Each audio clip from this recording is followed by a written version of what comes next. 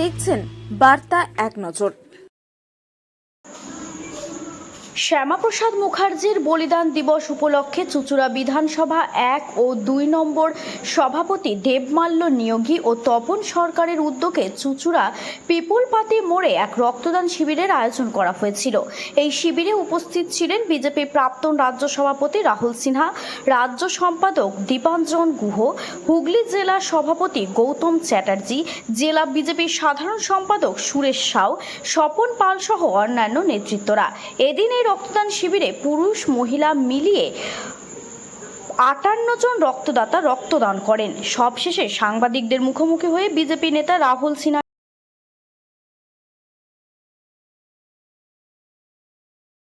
ইসলাম অবলম্বী ছাড়া কেউ সে দেশের প্রধানমন্ত্রী হতে পারবে না, রাষ্ট্রপতি হতে পারবে না।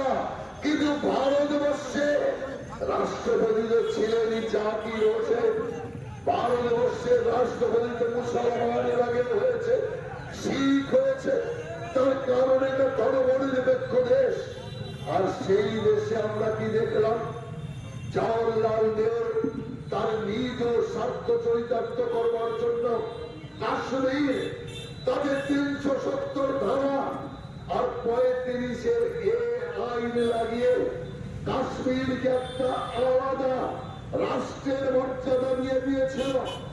সেই সময় কাশ্মীরে যদি আপনি যাবেন, আপনার পারমিট লাগতো, পাসপোর্ট ভিসা বলতে লজ্জা লাগে, তাই পারমিট লাগতো কাশ্মীরে যেতে।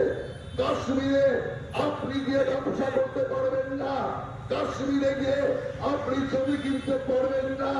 কাশ্মীরে শুধু কাশ্মীরিদের জন্য কাশ্মীরের পতাকা আর ভারত মাতার ত্রিবর্ণরঞ্জিত পতাকা আলাদা ছিল। কাশ্মীরে যে রেডিও স্টেশন তাকে ভয়েস অফ কাশ্মীর বলতো, আকাশবাণী ভবন বলতো না।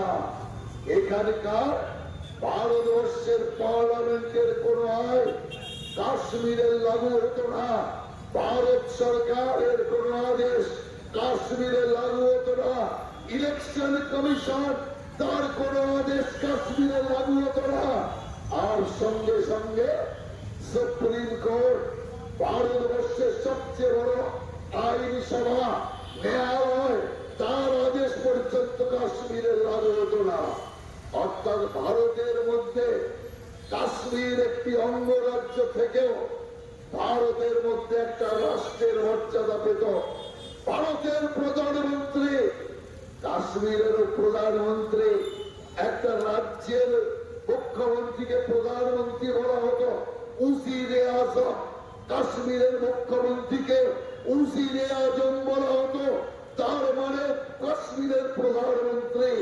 অর্থাৎ কাশ্মীর ভারতের মধ্যে থেকে সমান্তরাল ভাবে ছিল। অথচ কাশ্মীর হাতে সাতটাই বিজেপি। কারণ এবার মানুষ ভোট দেবে বাংলাকে বাংলাদেশ হওয়ার হাত থেকে বাঁচাতে। মানুষ ভোট দেবে দুর্নীতি মুক্ত পশ্চিম বাংলা গড়বার জন্য, সন্ত্রাস মুক্ত পশ্চিম বাংলা গড়ার জন্য। সেই কারণে আমরা হুগলির 7টার 7টা সিটে এবার জয়লাভ। সমগ্র পশ্চিমবাংলায় কি হবে, কি বলছে? বিজেপি সরকার হবে, তৃণমূল কংগ্রেসের অবস্থা করুণ হবে, আর শেষ পর্যন্ত তৃণমূল ইতিহাস হয়ে যাবে।